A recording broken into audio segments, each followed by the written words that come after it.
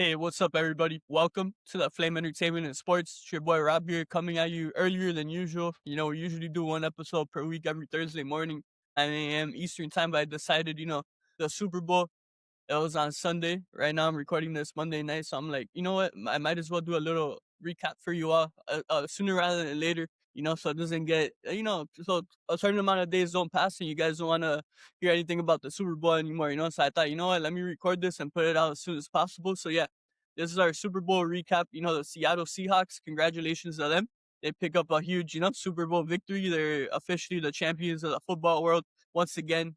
John Schneider becomes the first GM in NFL history to win two Super Bowls with a team. And both of those Super Bowls had a different head coach, and none of the players from the first team were on the second team. So he made NFL history right there. So shout out to John Schneider. The final score of the game was 29-13. This was basically one of the best defensive performances in Super Bowl history. Last year, we saw the Philadelphia Eagles absolutely dominate the Kansas City Chiefs, and they picked up a record 7 sacks in the Super Bowl. Sunday, that record was tied by the Seattle Seahawks as they sacked Drake May 7 times. And overall, it was just a dominant showing. Second year head coach Mike Macdonald becomes the first coach in NFL history to win a Super Bowl while being the head coach and defensive play caller for his team. So there you go. Two fun facts for you right there to start off the show with John Schneider, the GM, Mike Macdonald, the head coach. Congratulations to both of them and the rest of their co-workers in the front office and coaching staff respectively. And yeah, I think to put it plain and simple, yeah, it was just an incredible defensive performance for Seattle.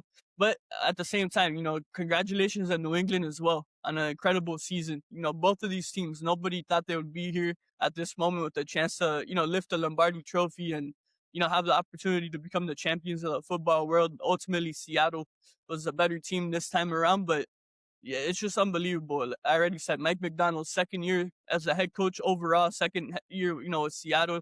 Mike Vrabel, right after taking a year off, he comes in his first year as head coach in New England after they had back-to-back 4-win seasons. He leads them, to the Super Bowl. His quarterback Drake May, second year guy out of North Carolina, early 20s, and he made it all the way to the Super Bowl. All these young guys got that experience. Speaking of elite defensive performances, I also want to give New England their flowers because at the end of the day, they made stop after stop in the red zone area. They didn't really allow touchdowns. It was such a close game throughout because the New England defense kept making stops, but unfortunately for the Patriots, the offense couldn't really answer back, and ultimately Seattle, their defensive scheme, they just it couldn't be stopped by New England. And I think one of the things a lot of people are talking about is that New England's O-line, specifically the left side, was kind of weak and wasn't able to hold up. Like, I want to give Will Campbell his flowers. He's in his early 20s, first round pick, left tackle for New England out of LSU. A lot of people are giving him hate and crap right now. I don't think it's right. This guy, he started off his rookie year amazing. Unfortunately, he suffered an injury, and ultimately he battled all the way back to come back and finish the season strong with his guys. I know for a fact he wasn't nowhere near 100% playing in that Super Bowl, and I know this is only gonna make him become a bigger and better player, and that goes for the rest of the Patriots because they're such a young team, specifically on offense and then defense as well. Christian Gonzalez, we gotta credit him, the corner out of Oregon. I mean, I said it a couple weeks ago. Once this guy fully puts it together, he has a chance to be the best corner in all of football. And I think in this Super Bowl, he played so far the best game of his career. And we're starting to see little by little, we're starting to see him put it all together. Obviously, a lot of that credit goes to him for continuing to work hard and get better.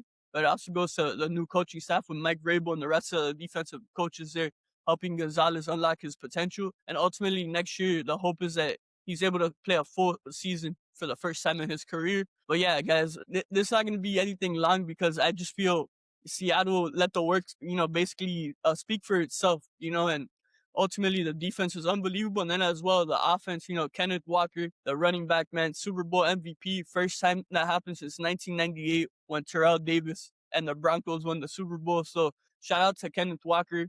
He was unbelievable in this game. The offensive line of the Seahawks as well. I talked about it our last episode with Jerry, our Super Bowl preview. I talked about it a couple weeks ago. It's just unbelievable how Seattle, the last couple of years, they're literally in the bottom tier of offensive line around the whole NFL. And from one offseason to the other, they're able to climb all the way up to the ladder and become one of the rare elite O-line in all of football this year.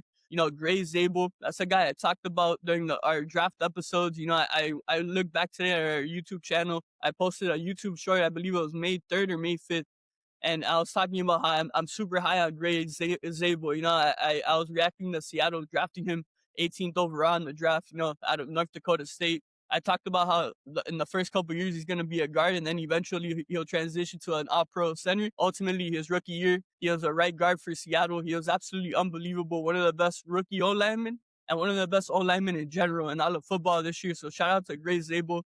Eman Wari as well, the other rookie by Seattle, the corner. He looked like an absolute superstar in Seattle's Super Bowl run this year. Those are two rookies that made a immediate impact into a Super Bowl winning team. So it's just unbelievable to see what Seattle's constructed. And this is only the beginning. They're still super young. As I said, Mike Macdonald's second year, he's only 38 years old. That's another fun fact, by the way.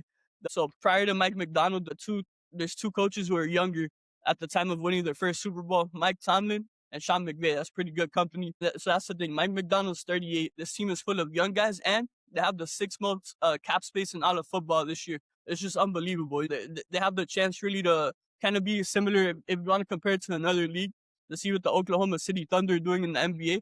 I feel like Seattle's kind of following a similar model. And yeah, once again, shout out to John Schneider in the front office. It's just unbelievable, the career that Schneider's had. And I hope he's getting his flowers now, because he definitely deserves all the credit in the world right now. But yeah, guys, going to wrap up our recap. As I said a couple minutes ago, this wasn't going to be long, because at the end of the day, Seattle spoke for itself on the field. There's more I could say. I could go into the stats. Oh, this guy did that. This guy did this.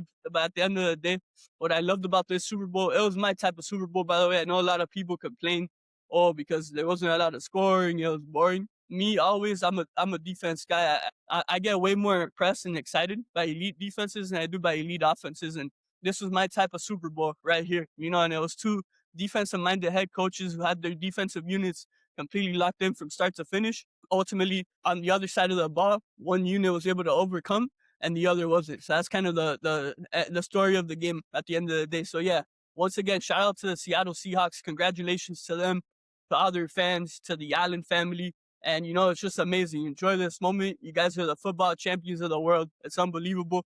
Can't wait till my Dolphins are there one day, and we will get there one day. Believe me. It's all God's plan at the end of the day. So yeah, once again, congrats to the Seahawks. Congrats to the Patriots on a hell of a season as well.